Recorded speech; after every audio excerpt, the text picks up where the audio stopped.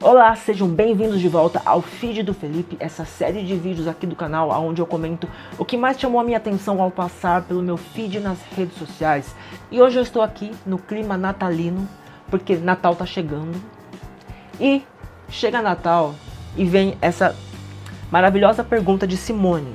Então é Natal, e o que você fez? E essa imagem que eu escolhi para começar o vídeo representa exatamente o meu clima, o meu estado de espírito ao pensar nessa pergunta. Então é Natal, o que eu fiz? Eu fiz o que deu para fazer com o pouco que eu tinha, somado ao cansaço físico e mental que foi imposto num mundo falido, que, assim como eu, tenta funcionar diante de uma crise geral que nos condiciona a acreditar muito menos numa real mudança, ainda que eu tente fazer de tudo. Minha sensação é de que não faço porra nenhuma. Eu queria dormir por uns 100 anos e acordar sendo chupado por um robô. Minha sensação é exatamente essa. Semana passada eu não apareci aqui porque eu fui para São Paulo, capital, fazer um concurso público, porque agora eu estou nessa vida de concurseiro e, sinceramente, complicado. Eu tava aqui pensando nessa frase do então é Natal e o que você fez. E realmente, eu acho que a gente é meio que condicionado a menosprezar um pouco os nossos feitos. Porque se eu parar pra pensar, eu fiz bastante coisa esse ano. Por mais que você faça ao longo do ano, se você não conquista ao longo de um ano coisas que são consideradas relevantes para o capitalismo, coisas financeiras, se você não faz grandes compras, grandes viagens, a sensação que dá é de que você não fez porra nenhuma. Então, diante desse olhar, eu não fiz porra nenhuma. Mas, diante de outros tantos olhares, até que eu fiz bastante coisa assim. Voltei a fazer vídeo aqui pro canal, postei o ano todo praticamente, que é inédito na minha vida. Voltei a fazer meus vídeos longos, quem se importa? Ninguém, mas fiz. Fiz algumas coisas, mas infelizmente nada que tenha me gerado dinheiro de fato, e é isso. Para 2026, tenho esperanças de que vou ganhar dinheiro? Não. Mas é o que eu preciso nesse momento da minha vida, porque tudo que eu quero fazer depende de dinheiro. Então, nesse clima gostoso que a gente começa o feed do Felipe de hoje. E pra você que pensa que eu só reclamo, você não tá totalmente errado. Mas eu estou somente reclamando porque eu estou numa fase ruim, mas eu já tive fases boas. Uma fase boa que eu tive foi em 2019, tanto que eu tenho uma tatuagem aqui do ano 2019 tatuado no meu pulso, porque foi um ano muito legal.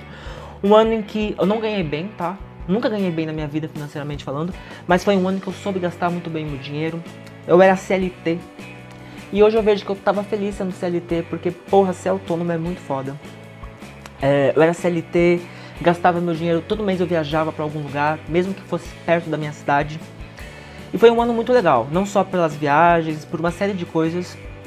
E por que eu tô falando disso? Porque eu vi essa notícia de que Pussycat Dolls está negociando de fazer um retorno pra música em 2026, ano que vem.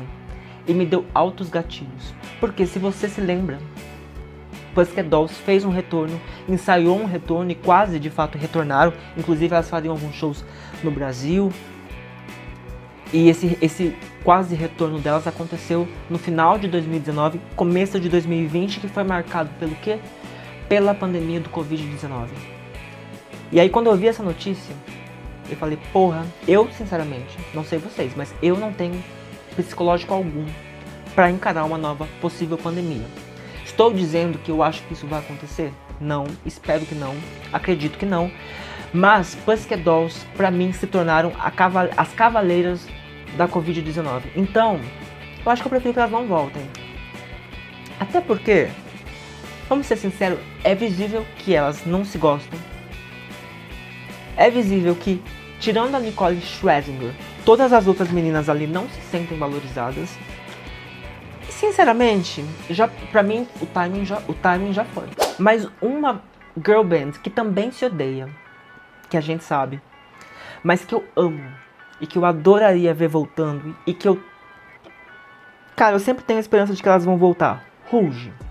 Essa semana apareceu pra mim também esse vídeo da Aline Whirley, uma das integrantes do Rouge, comentando que ela viajou dirigindo por mais de 5 horas, enquanto ela ouvia a discografia da sua eterna girl band, o Rouge.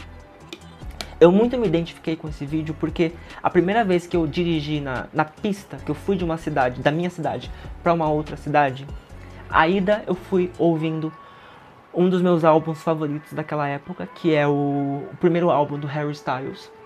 E na volta eu voltei ouvindo um pendrive com músicas aleatórias.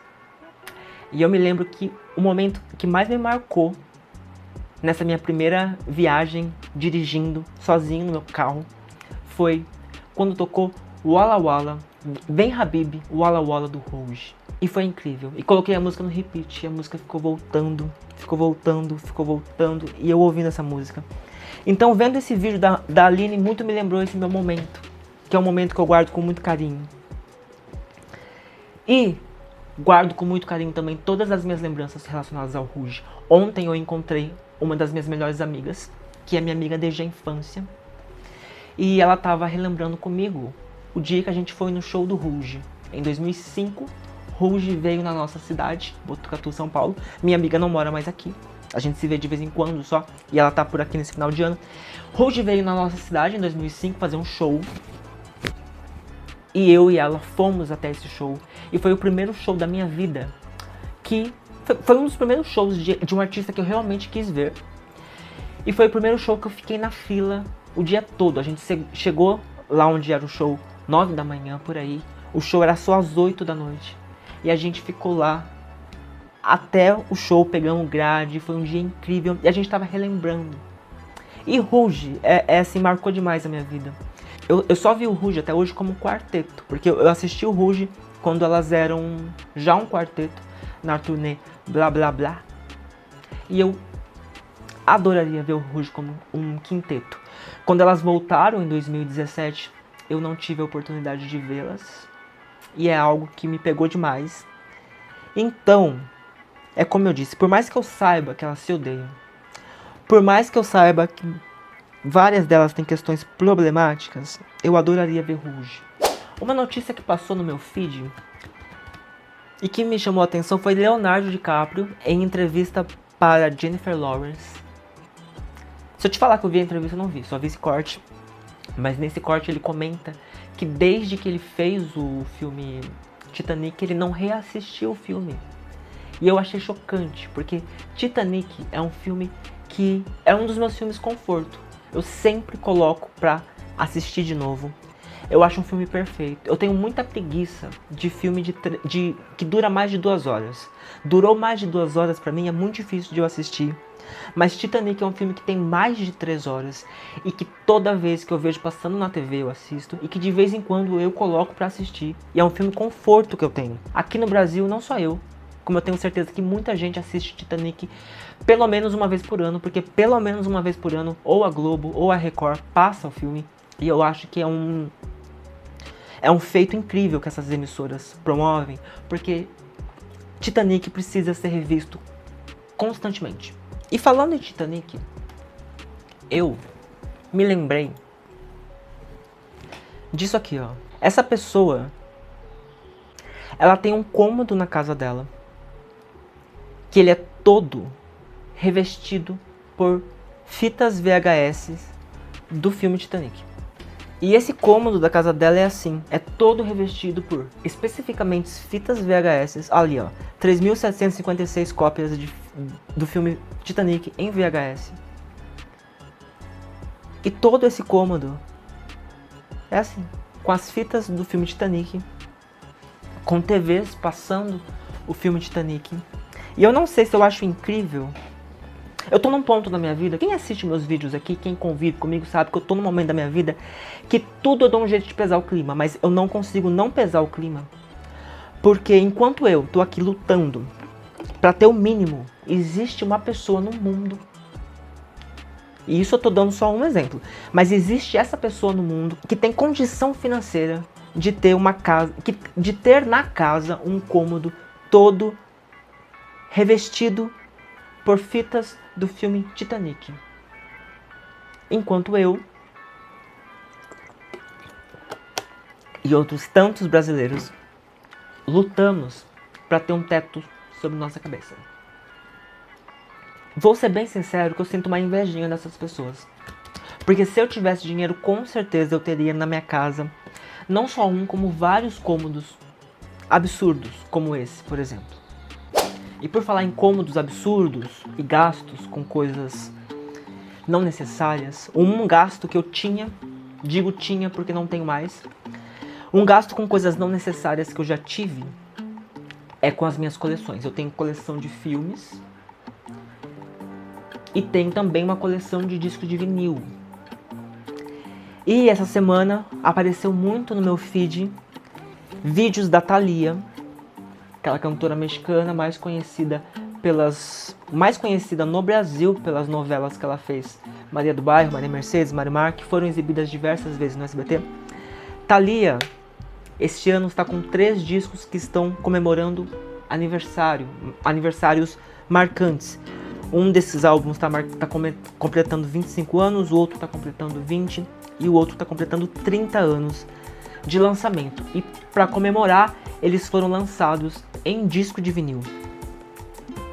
E eu não vou negar que eu queria os 3, mas mais especificamente o Enextasis.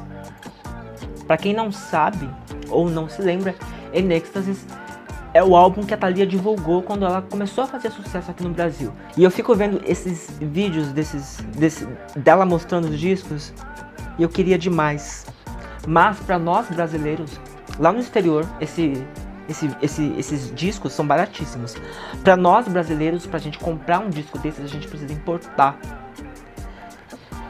E eu tava dando uma olhada, o Enextasis, que é o que eu mais queria, tá pela bagatela de R$500. E por mais que eu seja um colecionador, por mais que eu ame minha coleção, por mais que eu adore a ideia de aumentar a minha coleção em algum momento, nesse momento da minha vida, gastar R$500 num disco está inviável. E isso não é feliz não, não é uma coisa que eu digo feliz não, é uma coisa triste, porque eu acho que todo mundo tem direito a ter uma coleção, todo mundo tem direito a gastar dinheiro com coisas supérfluas, mas infelizmente eu não tô podendo me dar esse direito.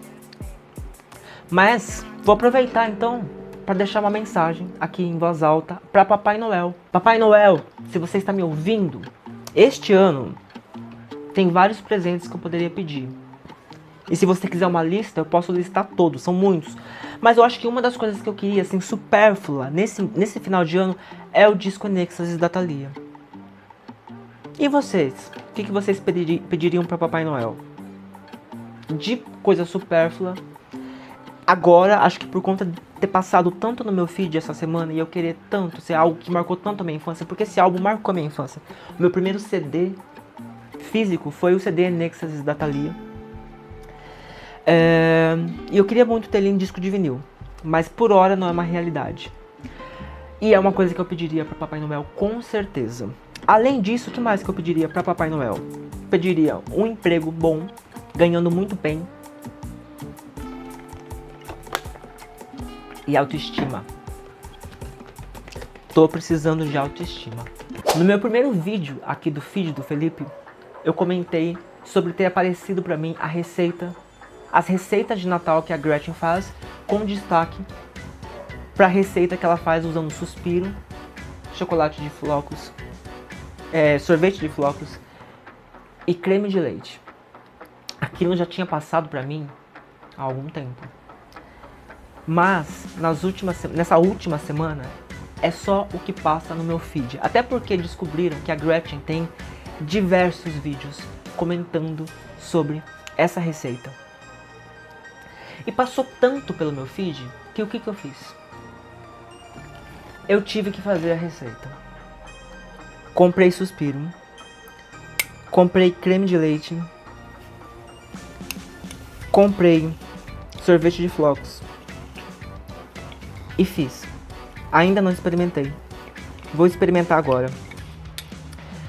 Mas inclusive eu achei muito engraçado porque Gretchen é algo que passa muito frequentemente pelo meu feed. Meu feed sempre foi muito Gretchen, muito André Surak, Tula, Luana, Inês Brasil, mas principalmente a Gretchen. E aí, esses dias me mandaram esse vídeo dessa menina explicando o porquê da Gretchen estar tão em alta. Porque aparentemente os vídeos da Gretchen estão viralizando e passando no feed não só meu, como de todo mundo. E aí, eu fiquei muito chocado. Porque Gretchen é uma coisa que, como eu disse, passa demais no meu feed. E eu fiquei muito surpreso de saber que não é assim com todo mundo. A questão é que, como eu disse, passou tanto essa receita da Gretchen no meu perfil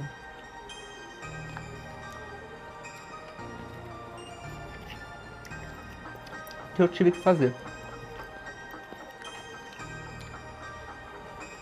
E olha, cara, sinceramente,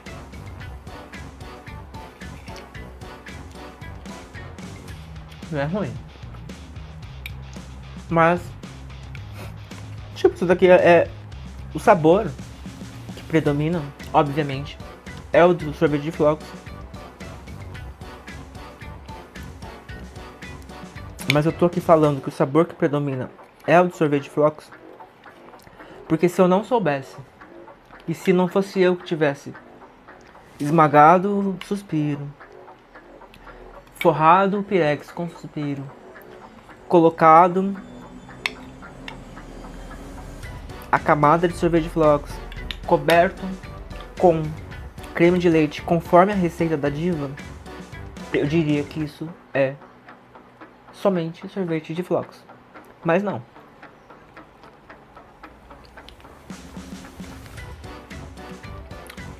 Eu segui a receita certinho.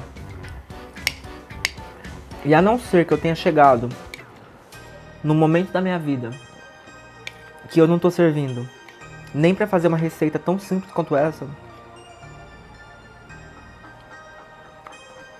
isso daqui, sorvete de flocos. Não é ruim. Mas é como eu disse. Se eu não soubesse que tem outros ingredientes além do sorvete de flocos,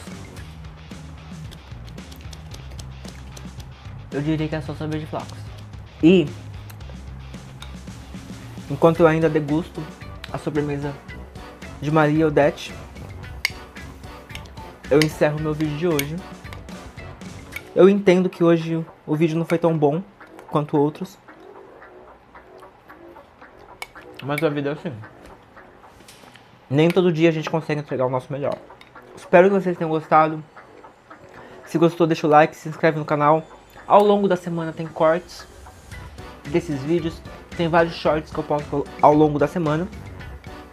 E Feliz Natal. Semana que vem eu volto. E é isso. Tenham um ótimo Natal.